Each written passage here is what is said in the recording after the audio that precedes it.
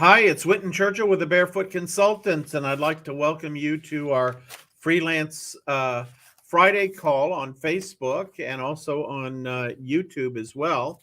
And we have a number of people participating live from YouTube, just starting to stream over there. So if that works better for you for any reason, just know that you can catch both this live presentation on Friday at noon Central Time, and you can also, for those of you listening to the replay, you can go see the replay on YouTube as well.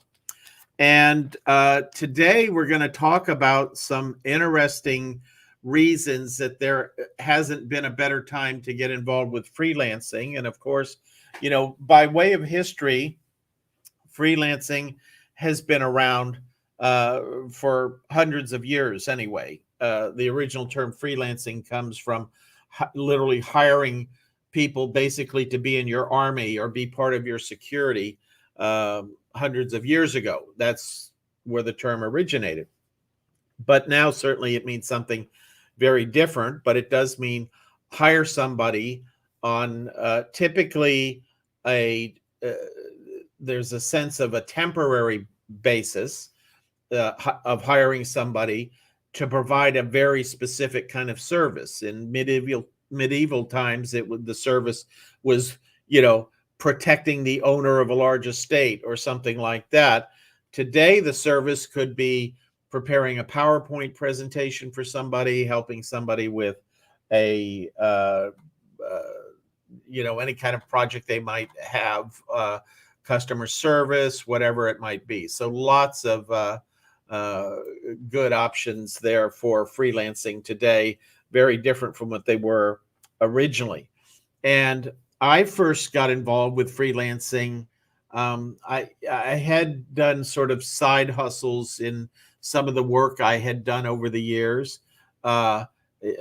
Occasionally, I'd still do my job at somebody because they knew me from a past company, or say, could you do this little project for us or something like that? So I would do it, and usually use the money to help pay for a summer vacation or down payment on a new car, that kind of thing, and so had some experience with it, but left the corporate world in 2001, and I had started the business that continues to this day then. So we're just now in our 20th year of doing freelancing and freelance training. So lots to see. And in that time, there have been various peaks and valleys of the amount of freelancing that was going on. It was a pretty small part of the population, because when I first did freelancing, I was doing it the old-fashioned way. I would go to Chamber of Commerce things. I used to give presentations at J. Abraham events, and people would contact me from that at the event and say, gee, can you help me out? But we had nothing like we had today, YouTube and social media and all those sort of things. And so as I got more and more familiar with what I could do and couldn't do and how I could reach people and that sort of thing, I was very fortunate in about the year 2021 to break free from my corporate world and do this, turn my sort of side activity at a very low level into my main activity, and that's continued ever since. And what I have observed along that path is just an explosion of freelancing. So I've seen every up cycle, every down cycle. There haven't been really any down cycles to think of, to see, because as freelancing became more into prominence and networks came along like Elance, which is the predecessor of Upwork, and Guru.com and Freelancer.com, all these networks got started 10, 15, 20 years ago. And so they began to be a big influence on how easy it was to sit at home and look at a listing of jobs and then partake for there. And just want to say Hi to Tom. I see you came in, and thanks for the like. Always appreciate the likes, and good to see you here today. So uh, uh, now, I want to go through, but I want you to understand where I'm coming from on this. I'm not saying, oh man, freelancing's great, it's going to be big. Bah, bah, bah, bah, bah. It's more than that. This is a major shift coming through the pandemic with freelancing, and I want to highlight those things. Just 5 of the reasons. I've watched the Elance system and then Upwork system have slow growth over a number of years, slow to fast growth at different times. The number of jobs on their system might be up 10 or 20% one year, and maybe a little more, maybe a little less other years, but always kind of a growth from beginning back actually about 1998. I think the Elance system first started, and that's been good growth. That's been great, and because I follow that, and I'm followed every mile of road of the growth of the freelancing thing, I can tell when we're going faster, or we're going slower, or whatever it might be. The interesting figure that comes to mind is when prior to the pandemic, we do workshops around the world, and I would usually, in that workshop, somebody would ask a question about, well, how many jobs are there out there today? And sometimes I'll call up a different network of one kind or another, and I'll say, well, let's look. Okay, on this network today, there are 75,000 jobs available for freelancers to do, that you can actually bid on and do that. And so we would look at those, and we would talk about the jobs, and we would drill into the jobs and characterize the jobs and that kind of thing.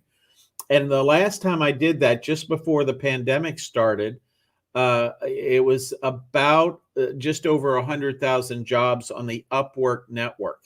And that varies day by day. It can vary, I don't know, 10, 15,000 jobs a day. And so I just recently looked it up on one of our Tuesday night calls, and it was close to 250,000 jobs. So just in the last year, where I have been seeing for the last 20 years increases in the 10, 20, 30% range, it's increased more than 100%. So that's one of the reasons that I think, this is more than just a normal wave. There was that horrible tidal wave in Bali, and the water went out. What happens in a tidal wave is all the water gets sucked out into the ocean and gets and then comes back as a giant flooding wave, and that's how that was. And some people that knew that on the beach started telling people, get up, run, and that saved a lot of lives. In this case, what I see is, with the volume of jobs, we have this giant tsunami of work coming as we go forward. It's been a giant tsunami during the last year, and because of some of the other factors I'm going to talk about, it really points in that direction. So just the number of jobs is an indication. The next piece of this is that every job, every business, every nonprofit, every government agency, every individual really who does something in commerce is going to have to make big changes to the way they do that. And for the most part, these are not changes that we even understand yet. We're still in the, do you wear a mask? Do you not wear a mask? Is if you're vaccinated, are you good? Are you not so good? Do you need another booster? There's still a lot of uncertainty as we come out of the pandemic of what this is going to look like. But as we do come out of it, we know that things are going to settle down, and governmental organizations are going to say, these are the policies that you have to adhere to. And safety organizations are going to say things that they never considered before, like in a manufacturing plant, that workers have to be at least 6 feet apart or whatever it is. These are going to be policy and safety and health kind of things that organizations never had to deal with before. So they have to reinvent themselves. They have to create new policies and procedures. They have to train on those policies and procedures. They have to create things like PowerPoints, and they have to have people that can deliver those in a time where they all may have lost a part of their staff, in some cases a big part, and they all can't find people, which is another thing we're going to talk about. So there's this massive change that every organization in the world, and especially in the US, Canada, Australia, UK, the English speaking part of the world, is going to have to make, creating a huge volume of business. And you might say, well, I don't know anything about writing health procedures or anything like that. It's, the answer is, of course you don't. Most people don't. But the organizations are going to pull their most knowledgeable people in to do that kind of work, which is pulling them away from the work that they were doing. And those are the kinds of jobs that are going to be backfilled by freelancers. So it's creating that vacuum in those organizations. So the third thing I want to talk about is this thing called the Great Resignation. And the Great Resignation is a term that some guy recently coined, I think a marketing consultant. But what they're seeing in the marketplace as people start to go back to the office is they get back there after a week or two and say, yeah, I'm not going to be doing this anymore. I don't like, dressing up for work. I don't like commuting for work.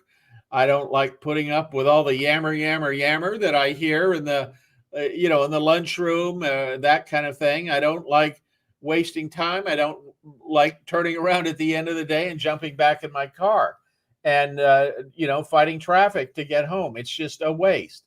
And so that is precipitating this thing called the Great Resignation. And there was just an article on, let's see, I'm going to find it for you here because I think it should be up. That Microsoft is expecting 41.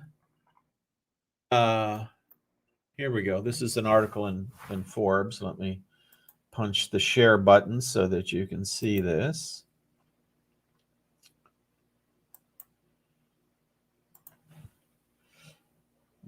Okay. We're going to share a Chrome tab. So here we go. This is the article in Forbes magazine, just published a little over a week ago. The Great Resignation. Microsoft predicts 41% attrition. That means that 41% of the people that used to get up every day and drive to a Microsoft office anywhere in the world, now they're expecting 41% of those people not to show up for work. And so that's kind of an interesting statistic. Now, of course, a lot of those people will work as home. They might work at home as an employee of Microsoft that's allowed to work remotely.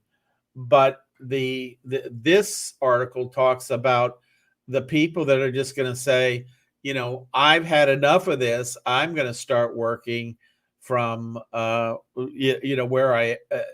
from home or wherever I want to work, and I'm going to start working on things that I want to work on at pay rates that I want to work at, and things that I want to enjoy doing, and things where I want to rearrange my schedule.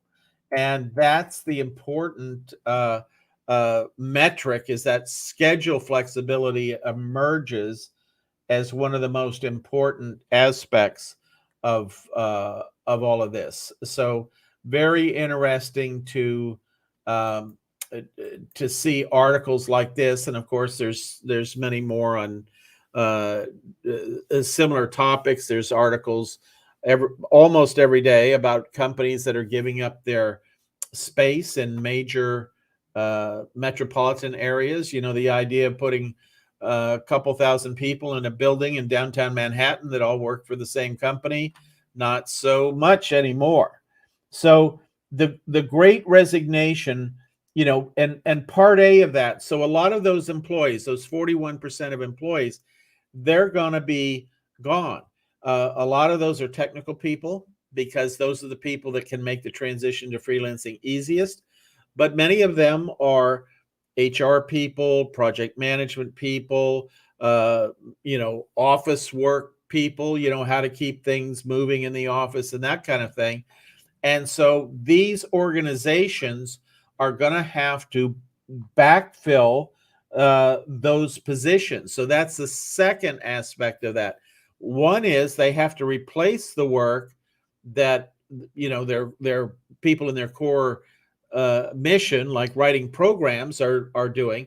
But then they're also going to have to replace people that do all the stuff that makes the business run, the person that hires the janitorial service and makes sure their offices get cleaned on a regular basis, and that the food cart comes around to the parking lots on a regular basis, and all those things that are not on the main mission of the organization now are going to be taken over by freelance, because the fifth aspect of all this is that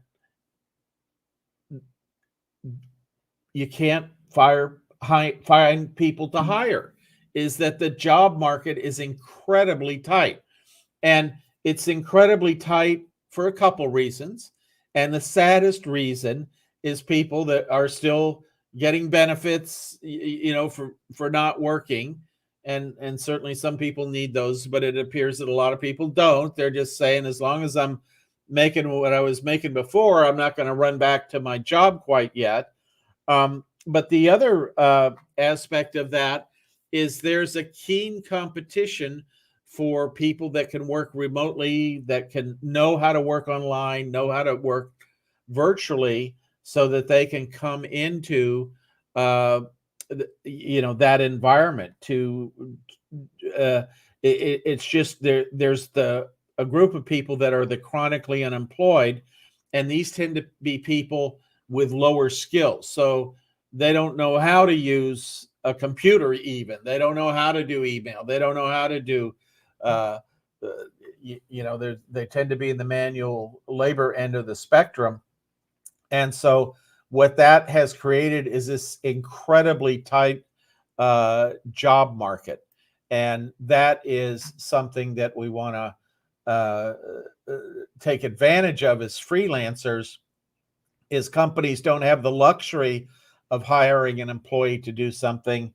They're relying on freelancers to accomplish that. They say, you know, I talked to a friend of mine who has a small business, and he has gone through 20 people, and he hasn't been able to find somebody to hire, just because nobody has the skill set that he needs, you know. And so rather than hiring geographically where people might go into his small business office, he now is looking for the first time at hiring somebody from the other side of the country, of the US, in order to fulfill that need. And he said he's finding fabulous clients online because he just has such a he can look across a much larger database of people. And the other aspect of this is that salaries are rising and that kind of thing. So as companies look at managing their expenses as they come out of the pandemic, they really want to, you know, take a close look on what they're spending their money on. A company that hires you as an employee, I forget exactly what the number is, but your total compensation as an employee is only about 60% of the cost that employer pays, to have you there. And so what that means, employers paying about 40% additional, to heat the room that you're in, to have the cubicle or the office space or that kind of thing. And now they're seeing that with freelancers, if they hire freelancers, they can knock 40% of their cost off the top. And you don't have to go in and work there every day for the next year or however long that lasts. You can be brought in periodically throughout the year as they need the kind of services that you provide. So we see a lot more of that going on. I wanted to say also hi to Marianne, and we've got a bunch of folks on here that are viewers as well. So appreciate those likes, and happy to answer any questions you might have as you go, as we talk about this topic. I mean, there is just this tsunami is happening. I talked to friends of mine that have small businesses mostly, and they're just struggling of how do I put Humpty Dumpty back together again. And they say, I don't even know what the requirements are going to be, so I can't lay out my restaurant, or I can't lay out my warehouse, or I can't update my manufacturing facility without understanding what the constraints are going to be. What are the new OSHA regulations going to be? There's all these things that now have to be taken into account as people look at this. I was going to look up one other job. Labor.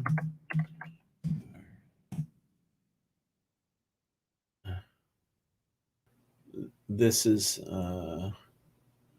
gosh, I can't figure out. This is the Wall Street Journal, and they always pop up subscribe, what have you, but we'll just take a quick look for as long as we can see it.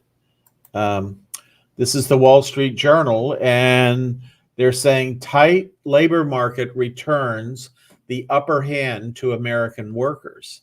And yes, very important thing to understand. Now, this is certainly in some cases in the low wage worker part of the economy, because as we open the economy after the pandemic, that's who comes back is a lot of the lower wage workers, people that work in restaurants potentially, or manufacturing and that kind of thing. But as we blossom into this full opening in a new way, we're going to see lots of people coming through who have higher skills. And I'm sorry, I'm having trouble getting this thing to get big on me. And of course, the Wall Street Journal wants you to sign in. And so we're at the first people to come back are the lower wage people to accommodate the increase in volume of the business. But the next wave are the people that are involved somehow in managing and planning and implementing things over a long term. So very much a something to look at. All right. And